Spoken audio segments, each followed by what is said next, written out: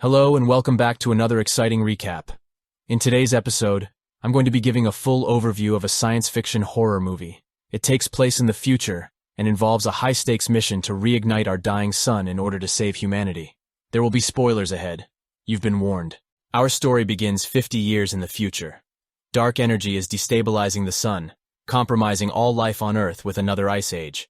Researchers determine that a stellar bomb payload, with a mass the size of Manhattan Island, will reignite and restabilize the sun. The Icarus One, a prototype rocket with cutting-edge heat protection and a refined man-made artificial intelligence, is entrusted with the challenging excursion of delivering the payload.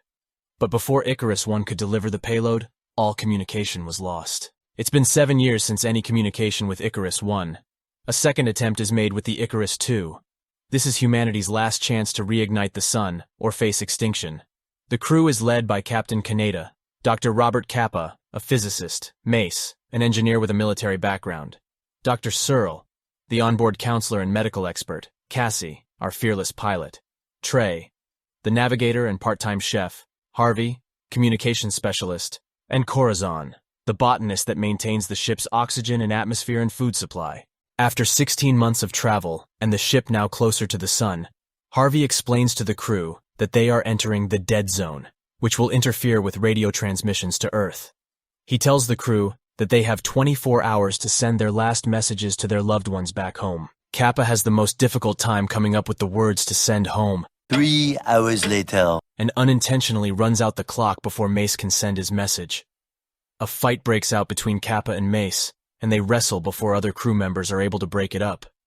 Mace is called to the principal's office, and Dr. Searle requires that he spend a couple hours in the Earth room, which simulates Mace's experiences on Earth. Afterward, Mace apologizes to Kappa, and Mace decides a good shave and haircut would do him some good. We find Captain Kaneda gazing at the sun through the ship's viewport. As Corazon walks in, Kaneda asks for their oxygen reports.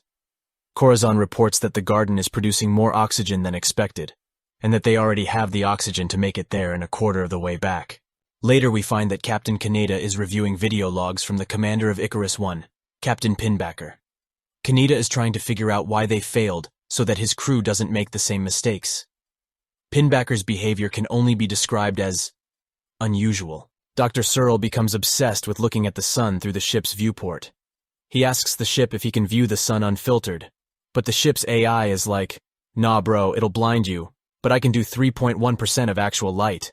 And Searle is like, "Yeah, alright, let's do this." Nearly blinding Searle, viewing the sun at this brightness has some kind of strange effect on Searle, who starts to spend more time in the sunroom and gets a really nice tan.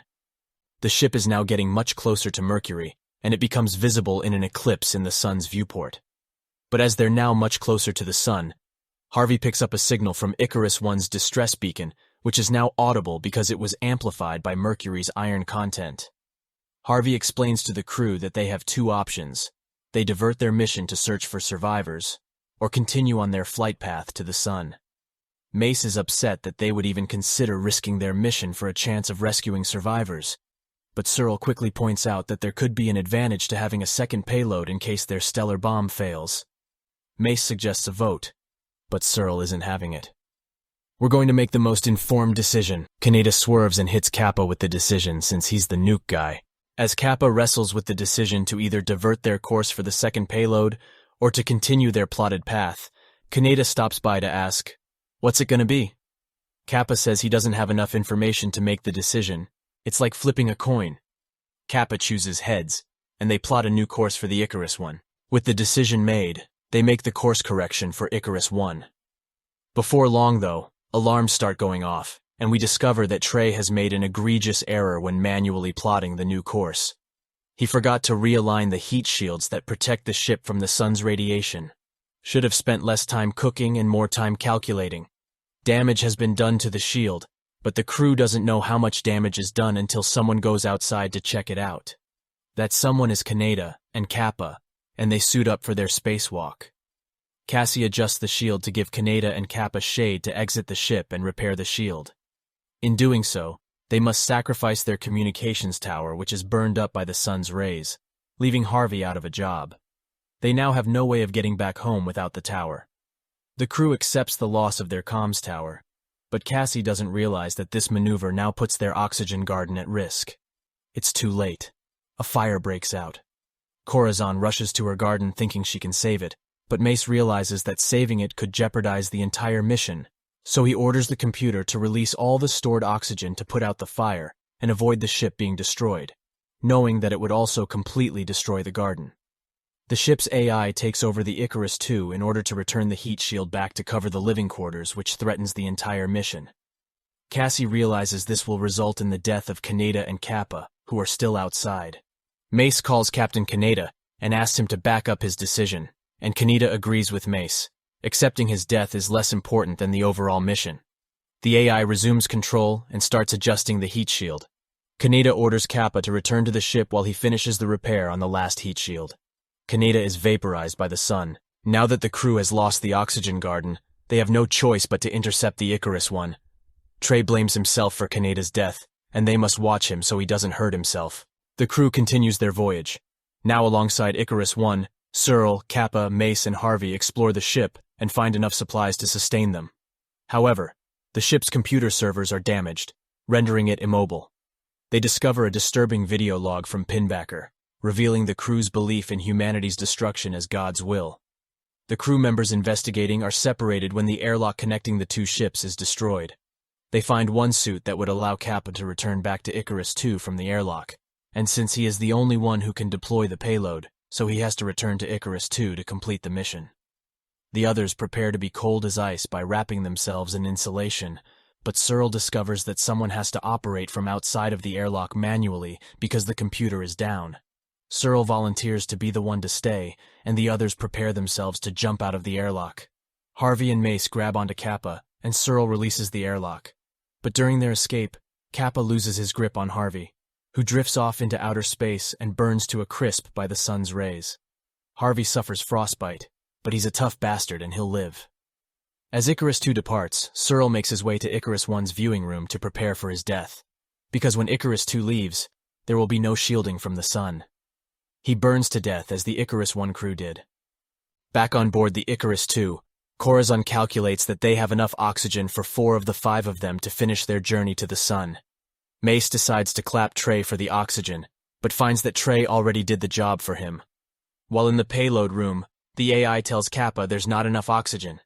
Kappa asks the AI again, and the AI says there's still 5 people on board, and the 5th is in the viewing room. Kappa races to the viewing room to discover that Pinbacker is alive and made it onto the ship. Pinbacker has clearly gone off the rails. He cuts Kappa in the chest and chases him. Kappa gets to the suit room and locks himself in. Pinbacker locks it so Kappa can't escape. Pinbacker makes his way to the computer servers and pulls the coolant so the computer crashes. Just as Corazon finds a seedling sprouting from the soil, she is stabbed in the back by Pinbacker. Mace goes to the cooling room to fix the mainframe, but has to immerse himself in the coolant. He is caught in the machinery, and he eventually freezes to death but manages to fix the server. Now it's Cassie's turn, and Pinbacker chases her through the ship. Kappa puts on an EVA suit and uses a welding torch to release the outer airlock. Debris flies out, as does Corazon's lifeless body. Kappa makes his way through the ship and detaches the payload. As the payload and Icarus II drift apart, Kappa uses his propulsion in the suit to fly to the payload. As he reaches the payload, the thrusters fire, burning up the majority of the Icarus II. Kappa enters the payload and finds Cassie. Pinbacker is there and the two grapple with the psychotic Pinbacker and manage to escape. Somehow, Kappa manages to ignite the payload, and as the nuclear reaction begins, he finds peace, accepting his death, staring into the flames of the sun. Back on Earth, Kappa's sister and her children are outside in a park covered with snow. She watches the last message sent to her by Kappa. All of a sudden, the sun shines brighter as it breaks through the clouds over a frozen wasteland. She knows they succeeded in their mission,